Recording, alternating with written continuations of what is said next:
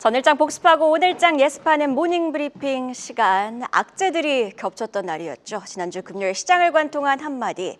거친 관세 생각과 불안한 공매도 재개, 그걸 지켜보는 코스피입니다. 관세 불안감에 공매도 재개 임박, 여기에 AI 투자 회의론, 그리고 주요 종목들의 배당락일까지 겹쳤던 하루였습니다. 양시장 조정이 크게 나왔던 하루였죠. 시장 불안 요소들을 좀 점검해 보도록 할 텐데요. 첫 번째 헤드라인, 거래대금 감소 속 외국인 3월 순매도 전환, 커지는 상호관세 경계감입니다. 자, 시장의 관망 분위기가 만연하다는 건 숫자에 그대로 반영이 되고 있습니다. 일단 거래 대금이 감소를 하고 있는데요. 프리, 메인 그리고 애프터마켓을 포함한 지난주 시장 평균 거래 대금은요. 15조 3,346억 원으로 전주와 비교했을 때는 약 6조 원가량 감소를 했습니다. 여기에 수급적으로 봤을 때 3월 내내 외국인이 매도를 하다가 지난주 초에는 순매수 전환, 이에 월간 기준으로 드디어 외국인이 순매수 전환하는 것 아니냐는 기대감이 있었지만요. 트럼프의 기습 차량 25% 관세 이후 매도세가 이어지면서 결국에는 다시 순매도 전환했습니다. 자, 사실 지난주 금요일 새로운 관세 뉴스가 있었던 건 아니었죠. 다만 차량 관세 우려가 추가로 반영이 됐고요. 여기에 4월 2일, 즉 이번 주에 상호 관세가 발표된다는 점 그 자체가 부담이었습니다. 특히 우리 입장에서는요. 수출국이다 보니 경제 성장률에 미칠 영향이 좀 큰 상황인데요. 주요 기관들이 속속 국내 성장률 전망치를 내려잡고는 있지만 그래도 1%대 성장률을 봤습니다. 그런데 지난주 금요일에는요. 영국의 캐피털 이코노믹스가 국내 성장률을 0.9%로 봤습니다. 0%대 성장률 전망이 등장하게 된 건데요. 자, 증권가에서 나오는 분석도 함께 엮어서 살펴보면요. 삼성증권은요. 이미 품목별 관세로 미국의 실효 관세율이 4에서 5%포인트 상승한 것으로 추정된다고 봤습니다. 따라서 여기에 4월 2일 예고된 상호 관세까지 포함이 되면 실효 관세율은 더 높아질 것이라고 전망을 하기도 했고요. 관세는 일기 때와는 달리 중국뿐만 아니라 동맹국들에게도 미국의 요구를 관철시키는 핵심적인 협상 수단임을 감안할 때 초기에 높은 관세율을 발표하고 이후에 협상을 통해 단계적으로 낮춰주는 전략을 사용할 가능성이 크다고 봤습니다. 예, 향후 관전 포인트로서는 이 과정 속에서 관세가 장기간 지속되는지라고 했고요. 자, 이외에도 이미 10%에 10% 추가로 인상된 대중국 관세가 언제 더 추가 진행될지도 지켜봐야 된다고 봤습니다. 그리고 증시 관점에서 대신증권은요.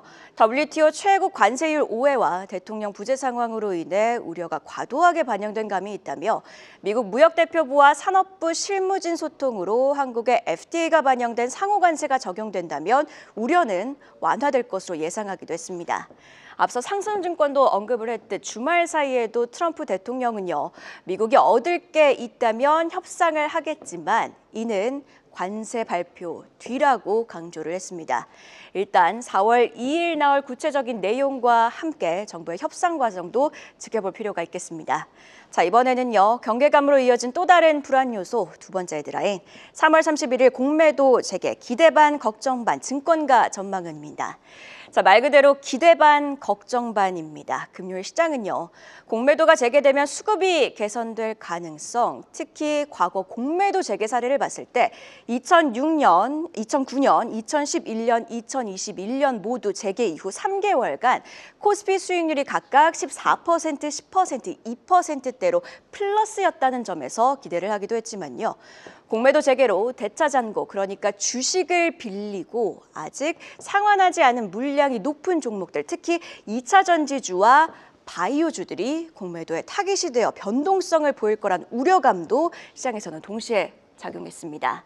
자, 그리고요. 관련해서 증권가 전망을 한번 살펴보도록 할까요?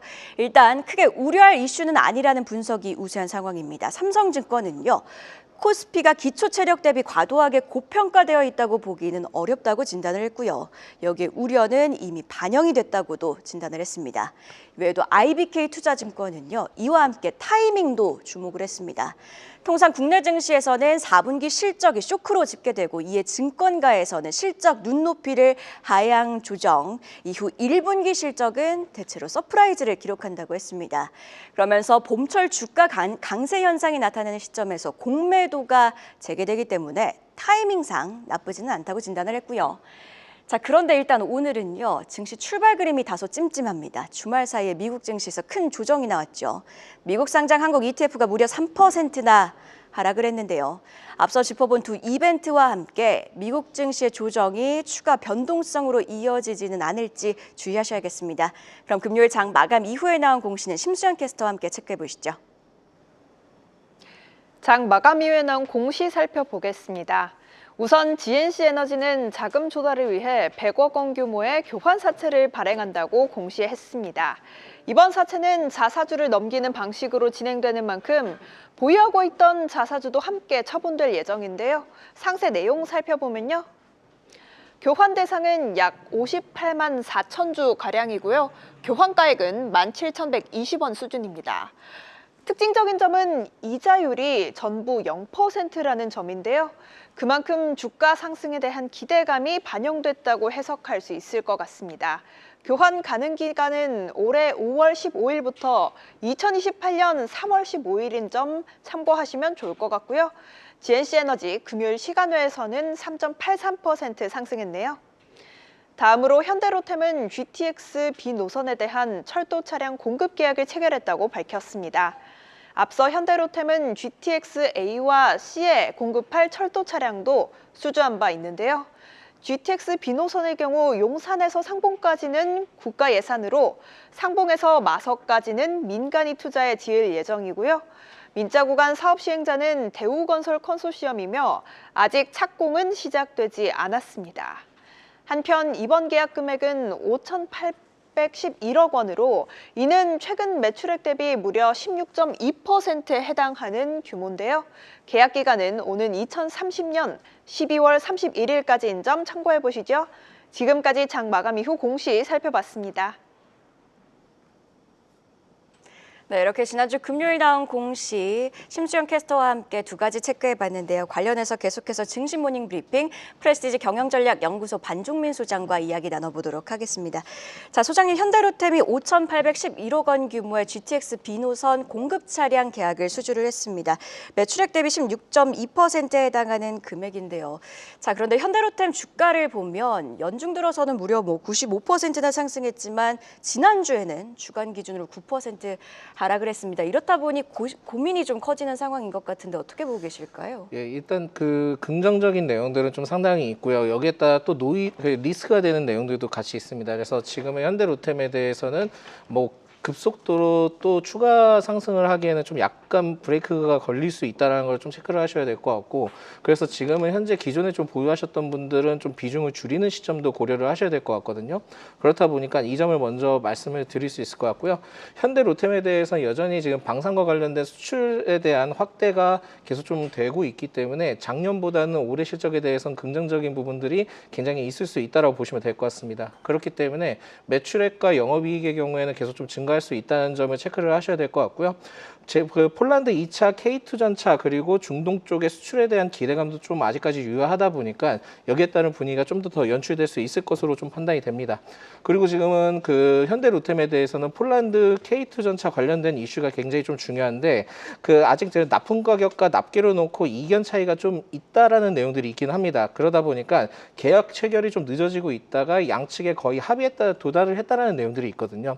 그렇다 보니까 정확한 부분들은 일단 지금 이번 달은 오늘이 이제 마지막 거래일이니까 다음 달 초 때 이 내용들이 좀 더 다시 부각될 가능성이 높지 않을까라는 말씀 드립니다. 그래서 지금은 폴란드 2차 계약에 따라 분위기가 다시 좀 연출될 수 있기 때문에 이 점을 체크를 하셔야 되는데, 지금 또 여러 가지 의견이 분분합니다. 그래서 지금은 될지 안 될지에 대한 여부에 따라 좀 판단을 하기에는 다소 좀 이른 부분들이 있다라는 말씀을 드릴 수 있을 것 같고요.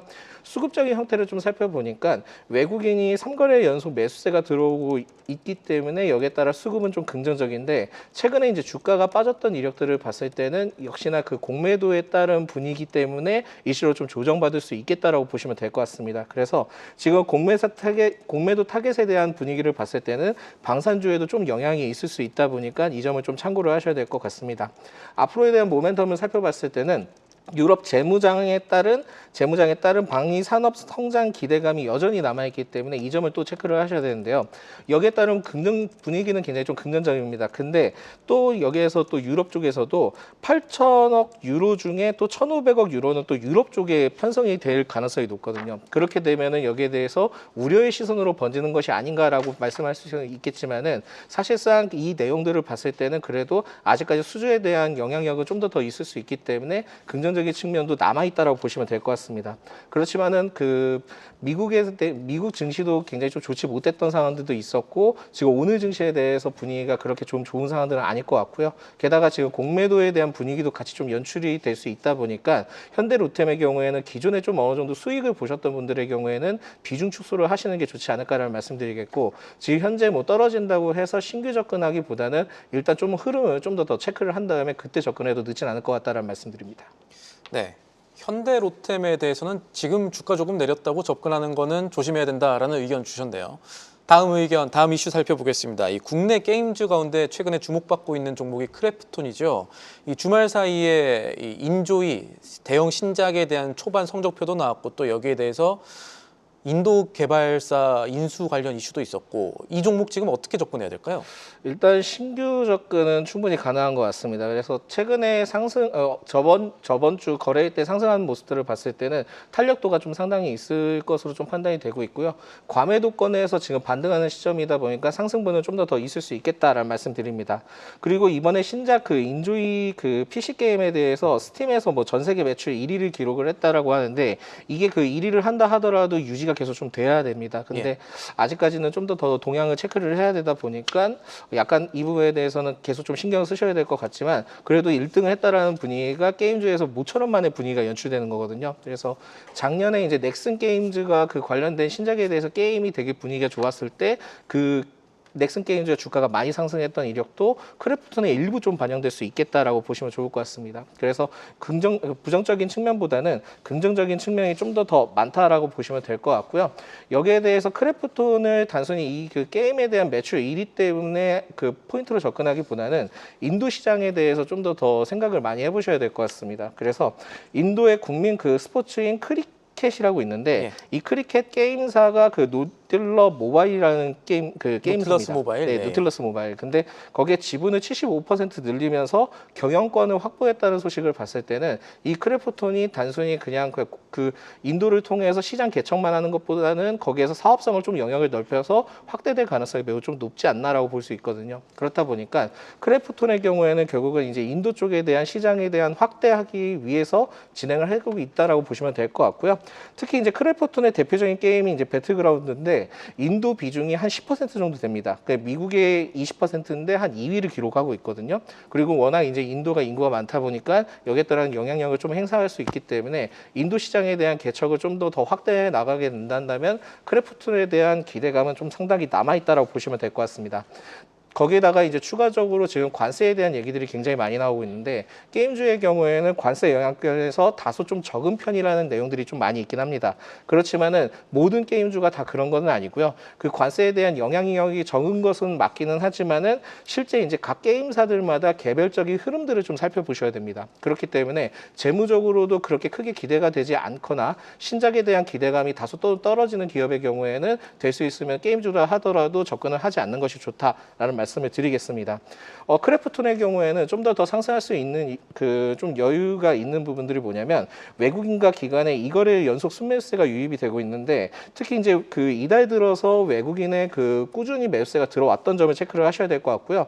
최근에 이제 연기금과 사모펀드 쪽에 기관 매수세가 들어온 점을 봤을 때는 굉장히 좀 탄력도가 강할 수 있습니다. 그래서 크래프톤은 지금 현재 시점에서 신규 접근이 충분히 가능하다라는 말씀을 드리겠고 만약에 지금 신규 접근을 한다면 대략 한 40만 원에서 43만 원까지는 기대를 해볼 수 있지 않을까라는 말씀드립니다.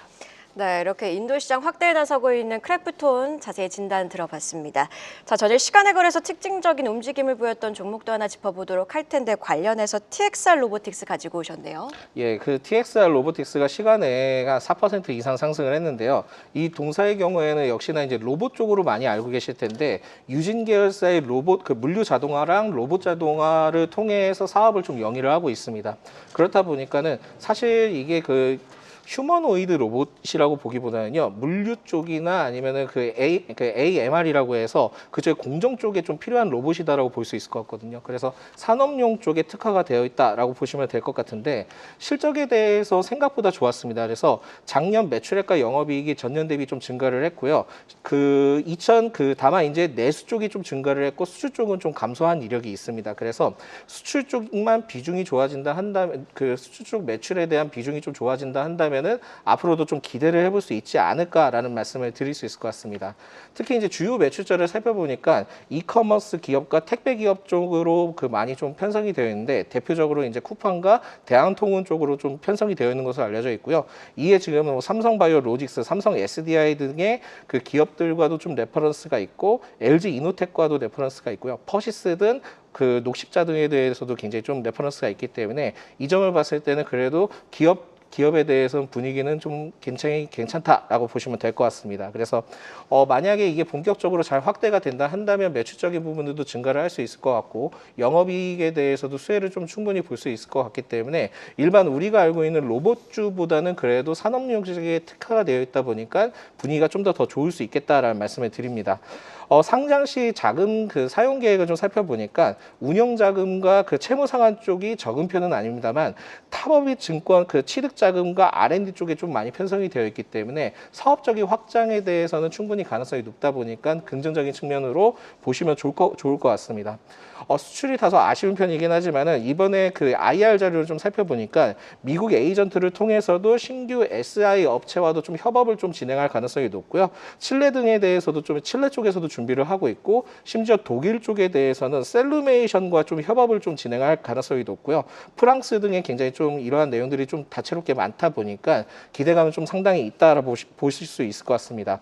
그래서 동사에 대해서 이제 앞으로 전망 포인트를 잡았을 때는 해외 쪽에 2023년 때 비중이 한 9억 원 정도 됐거든요. 근데 기업에 대해서 입장을 좀 표명해서 내용들을 살펴봤을 때는 2026년까지 3배 이상 늘릴 계획을 갖추고 있기 때문에 거기에 대한 기대감은 남아있다라고 보시면 될 것 같습니다. 다만 이제 동사의 경우에 유통 주식 수가 그렇게 많은 편이 아니기 때문에 변동성에 대해서는 굉장히 좀 유의하셔야 될 것 같고요. 1개월, 3개월 때 오버행 이슈가 있기 때문에 지금 현재 시점에서 접근하기에는 다소 좀 부담스러울 수 있겠다라는 말씀드립니다. 그래서 그 상장 당시 때 공모가를 살펴봤을 때 13,500원 정도 됐었거든요. 그러다 보니까 13,500원 부근까지 만약에 하락을 하게 된다 한다면 그때 좀 접근해도 늦지는 않을 것 같다라는 말씀드립니다.